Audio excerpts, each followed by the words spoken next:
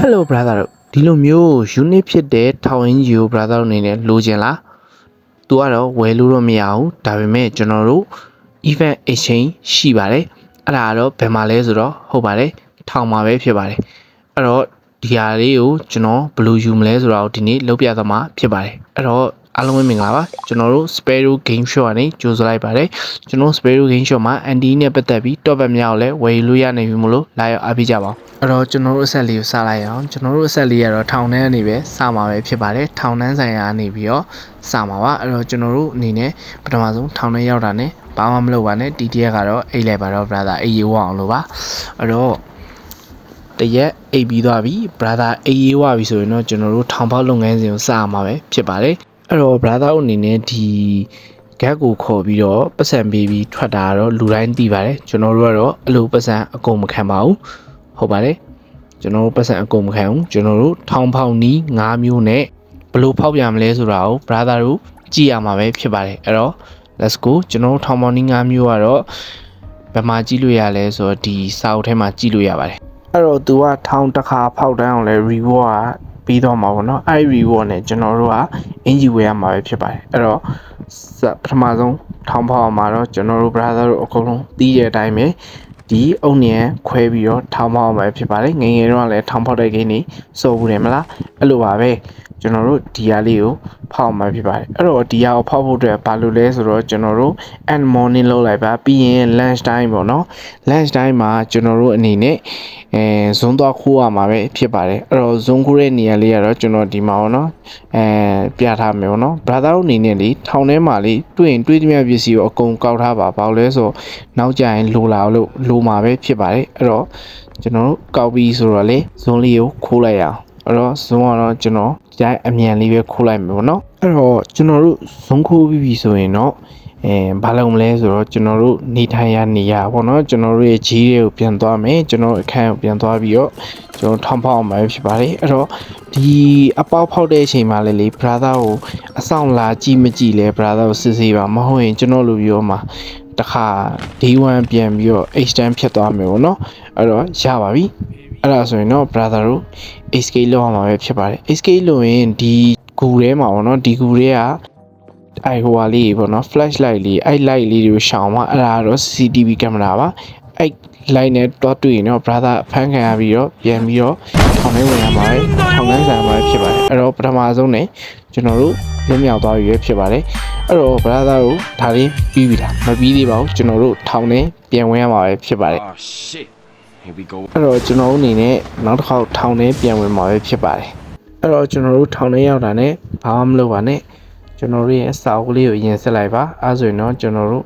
ထောင်တစ်ခါဖောက်ပြီးသွားတဲ့အတွက်မှတစ်ခုပေါ်လာပြီပေါ့နော်နောက်ထပ်၄ခါဖောက်ရအောင်ပါအဲ့တော့ကျွန်တော်တို့ဒီဟာကျတော့ဒီတစ်ခေါက်ကဘာလုပ်မလဲဆိုတော့ကျွန်တော်တို့အပြင်မှာပစ္စည်းလိုက်ကောင်းမှာဖြစ်ပါတယ်ပစ္စည်းလိုက်ကောက်တာတော့ playing game နဲ့စုပ်နဲ့နောက်ထပ်ဂျားနဲ့လားမသိဘူးပေါ့နော်အဲ့သုံးခုကိုအဓိကကောက်ပါပြီးရင်တော့ဒီအဲ့ဒါတော့ exchange လုပ်ဖို့ပါဒီအခုတစ်ခေါက် escape မှာတော့ဒီ batch ရှိပေါ့နော်ဘက်ရှိလေးလိုက်ကောက်ပါဘက်ရှိလေးလိုက်ကောက်မယ်အင်ဂျီလေးလိုက်ပြီးတော့ဆေးထဲမှာလိုက်ပြီးတော့ခိုးမယ်ပေါ့နော်ဒီမှာကျွန်တော်ပြထားပါတယ်အဲ့လိုအင်ဂျီရဲ့မှာလိုက်ခိုးမှာဖြစ်ပါတယ်အဲ့တော့အဲ့ဒါခိုးပြီးဆိုရင်တော့ကျွန်တော်တို့ watch tower key ကိုတွားပြီးတော့ခိုးမှာဖြစ်ပါတယ်အဲ့တော့ဒီနားလေးမှာပါ brother တို့သိချမ်းမှတ်ထားတော့ brother တို့မဟုတ်ရင်ကျွန်တော်လိုမျိုးဒီ escape ဘာခုလေးလောက်တာကိုကျွန်တော်2နာရီလောက်ကြာသွားရပါတော့ကဲအဆောင်နေပြန်မိသွားလိုက်ကျွန်တော်ဟိုပောက်ကရလုံးလိုက်နေပါတော့အဲ့တော့ကျွန်တော်အဲ့လိုမဖြစ်စေချင်တော့ brother တို့တေချာပြထားတာပဲဖြစ်ပါလေအသေးစိတ်လေးပြထားတာပဲဖြစ်ပါတယ်အဲ့တော့အဲ့ဒါပြီးရင်တော့ကျွန်တော်တို့အဆောင်ကိုကျွန်တော်တို့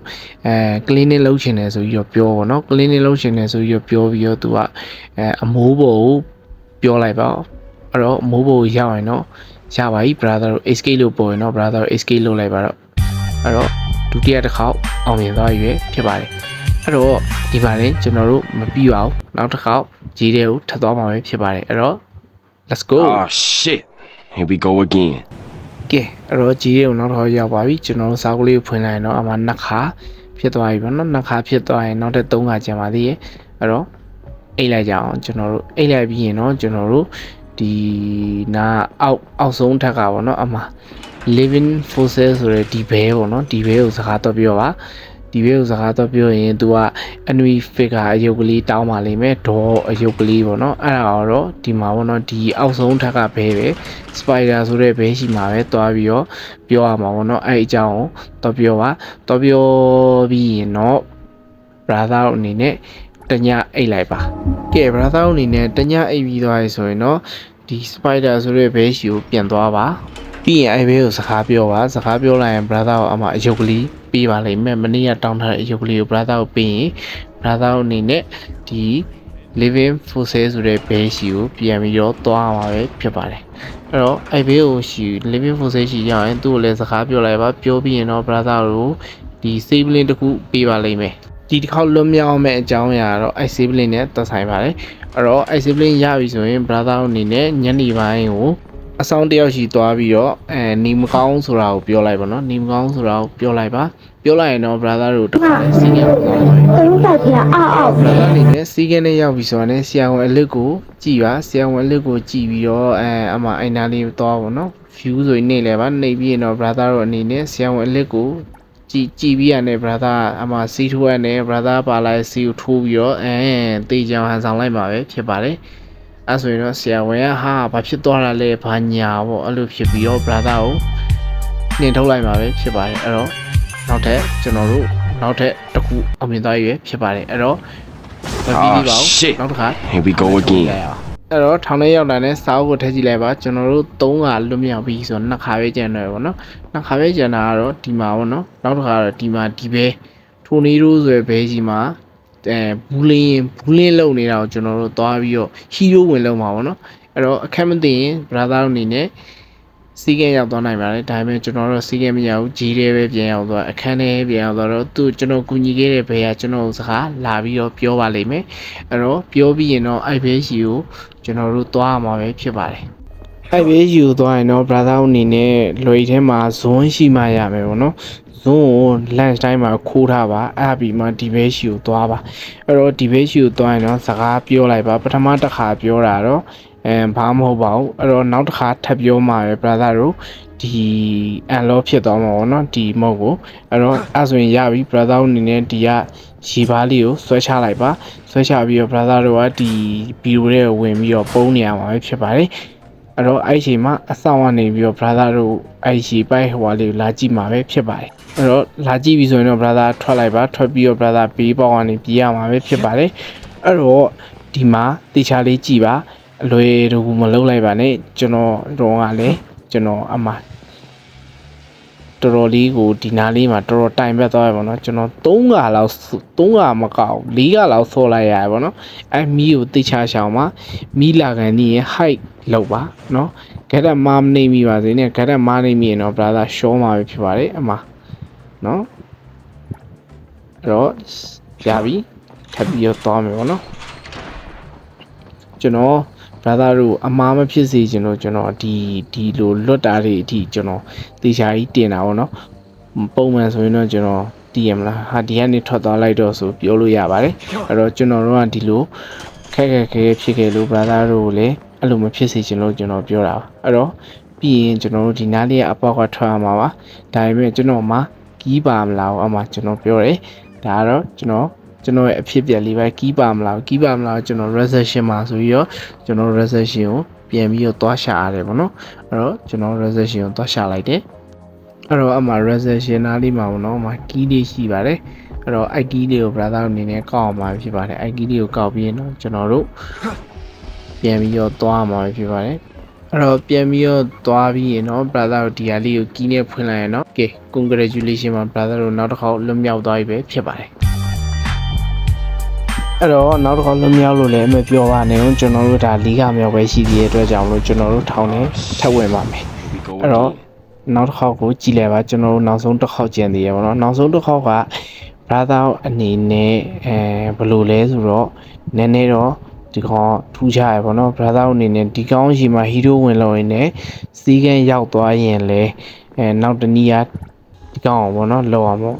brother အနေနဲ့အဲ့လိုမျိုးမဟုတ်ဘူးဒီအဆောင်ကိုသွားပြီးတော့တိတ်ပြီးနေမကောင်းခြင်းလို့သွားပြောပြီးတော့လေစီးကံအောင်သွားလို့ရပါတယ်အဲ့တော့စီးကံရောက်ရင်တော့ဒီကောင်ကအဓိကပါပဲဒီကောင်အောင်သွားပြီးတော့စကားပြောပါစကားပြောပြီးတော့ဆရာဝန်ကိုဘာညာပေါ့နော်နည်းနည်းအာယုံစောင်းလောက်ခိုင်းဖို့ပဲဖြစ်ပါတယ်ဒီကောင်အောင်ပြောပြီးဆိုရင်တော့ brother အနေနဲ့ဟိုဘက်နားလေးကထောင်းစင်နေပါနေပြီးတော့ဆရာဝန်အကောင်အာယုံရနေတော့ brother အဲ့ဟွာလေးခိုးအောင်ပါဖြစ်ပါတယ်ခိုးပြီးရင်ဆိုရင်တော့ brother အနေနဲ့စီးကံတွေကထွက်ကျွန်တော်ပြထားတဲ့ဒီဘက်လမ်းအောင်သွားပါနော်ဒီဘက်လမ်းအောင်သွားပါတမှာပါအဲ့ဘက်လမ်းနေပြီးမှ brother တို့ဒီ corner လေးရှိရပါတော့အနားမှာဒီနားမို့ပေါ့ဒီမှာဒီနားလေးမှာပါအဲ့ဒါလေးကို brother use လုပ်ခဲ့ပြီးတော့တရက်ဆောင်အောင်ပါဖြစ်ပါတယ်တရက်တော့အိတ်လိုက်ပါတော့အိတ်ပြီးရင်တော့နောက်နေ့ကျရင် brother လာကြည့်လိုက်ပါလာကြည့်လိုက်ရင်တော့ brother escape လုပ်လို့ရပါပြီ escape ကလည်းသူဟိုကျွန်တော်တို့ပထမဆုံးလုပ်တဲ့ escape လိုပဲဒီ line ကိုတွေကနေထွားမှာပဲဖြစ်ပါတယ်အဲ့တော့ congratulation မှာ brother အနေနဲ့9កောင်မြောက်ပြီးသွားပြီပဲဖြစ်ပါတယ်အဲ့တော့9កောင်မြောက်ပြီးသွားလို့လည်းမပြောပါနဲ့ထောင်ထဲပြန်ဝင်ပါထောင်ထဲပြန်ဝင်ပြီးအချင်းမှန်ကြည့်လိုက်ပါကျွန်တော်တို့9កောင်ပြေးသွားပါပြီပြေးသွားပြီမဲ့လည်းကျွန်တော်တို့ဒီထောင်ဝင်းဆောင်ဘယ်လို exchange လုပ်ရမလဲဆိုတော့ကျွန်တော်တို့ crocodile ရှိသွား crocodile ရှိသွားရင်သူကစက်ပြာနဲ့ပင်ကီလာနဲ့လဲပေးလိမ့်မယ်အဲ့တော့နောက်ထပ်တစ်ယောက်ကတော့ grow ပေါ့နော်ဒီကောင်းရှိသွားရင်တော့ brother အနေနဲ့ playing cat တွေနဲ့သူကပင်ကီလာနဲ့လဲပေးလိမ့်မယ်အဲ့တော့နောက်တစ်ယောက်ကဒီပေါ့နော် squid ball ရှိမှကျတော့ဒီ weekly fan ဒီလာအဲ့ဒါကိုပင်ကီလာနဲ့လဲရမှာပဲဖြစ်ပါတယ်အဲ့ဒါပြီးရင်တော့ brother အနေနဲ့ဒီ spider ဆိုတဲ့ဘဲရှိသွားပါသွားပြီးရင်တော့ brother အနေနဲ့အမှ Waco Star ဆိုရောအဲ့ဒါကိုရွေးလိုက်ရင်တော့ brother အနေနဲ့အမှထောင်ဝန်းစုံဝယ်လို့ရပြီပဲဖြစ်ပါတယ်ဒါပေမဲ့ brother အနေနဲ့တစ်ခါတည်းဝယ်လို့မရပါဘူး brother အနေနဲ့ဒီ3ဘက်လောက်စောင့်ရမယ်တင်3ဘက်လောက်စောင့်ပြီးမှအဲ့လိုဒီမှာပစ္စည်းလာကောက်လိုက်ထောင်မှာပစ္စည်းပတ်ကောက်လိုက်သူတို့ရှိ exchange လုပ်လိုက်နေအဲ့လိုလုပ်ပြီးမှဝယ်ရမှာဖြစ်တဲ့အတွက်ကြောင့်မလို့နည်းနည်းတော့ချိန်ကြမယ်လို့တော့ကျွန်တော်ထင်ပါတယ်အဲ့တော့ brother အနေနဲ့ဒါကတော့ထောင်ဖောင်နီး5မျိုးနဲ့ဒီထောင်ရင်းကြီးကိုဘယ်လိုရအောင်လုပ်မလဲဆိုတာကိုကျွန်တော်ပြပြပြီးတော့ပဲဖြစ်ပါတယ်အဲ့တော့ကျွန်တော်ဗီဒီယိုလေးကိုအဆုံးထိကြည့်ပြီးအတွက်လည်းအားလုံးကျေးဇူးတင်ပါတယ်အဲ့တော့နောက်ဗီဒီယိုတွေကြမှာပဲတွေ့ကြပါမယ်